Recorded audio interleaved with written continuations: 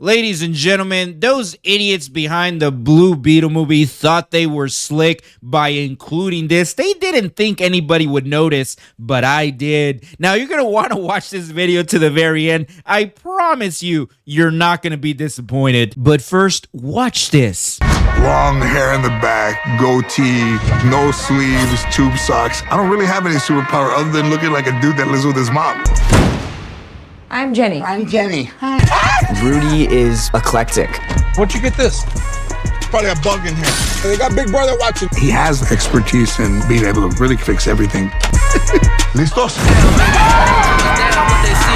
Oh, dude's 100% addicted to dope. 100%. That explains everything about George Lopez's character in the Blue Beetle movie. Rudy.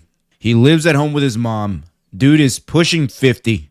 Still dresses like that. Doesn't have his shit together. He's an intelligent guy, but for whatever reason, well, not for whatever reason, I know why, he can't hold a job to help out his family. Not to mention that their family is going to lose their house because there's something happening. There's something going on with the money that they cannot afford to hold on to their house. And I think I've solved the problem. I think I know what the issue is because I saw that video that all these TikTokers are mad about with Neurotic, where they're just cutting up, making some jokes about the Blue Beetle movie. And one thing that one of the commentators points out is, how is it that you have all these grown ass adults, they're all working and they can't make enough money to pay for the house? Well, there it is right there. Uncle Rudy over here has a habit. He has a substance abuse habit. 100%. That is the reason why the family of little Jaime Reyes cannot afford to hold on to their house. That is why they're going to lose it. It's because Rudy over here clearly has an issue that he needs to get help on. Because all the signs are there. This is a grown-ass man still dressing like, he's a 12-year-old. Look at his face right here. Can't hold a job, or at least a career to help sustain his life, right? Because he's a smart guy. They tell you in the movie he's a smart guy.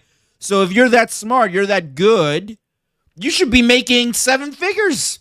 But clearly that's not happening because Rudy here has a substance abuse problem. I mean, that's what it is. It explains also why he's so paranoid. He's over here, oh, is this place bugged? Like, that's what people that experiments on that Walter White Breaking Bad substance, this is how they act. What does this take place? Like some border town in Texas? That is where all the dope comes from. That's where all the narcotics, they all come from the border, right? Most likely, he unfortunately succumbed to a substance abuse habit, and that is why he acts this way. That is why the Reyes family cannot afford to hold on to their houses, because Rudy here is sucking them dry. And that's very typical with a lot of families that they have a relative that has a substance abuse problem. It's very typical. That's what tends to happen.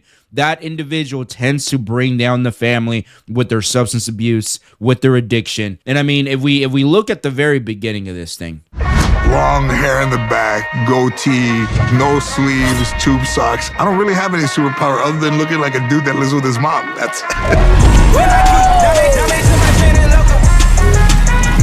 That's Rudy.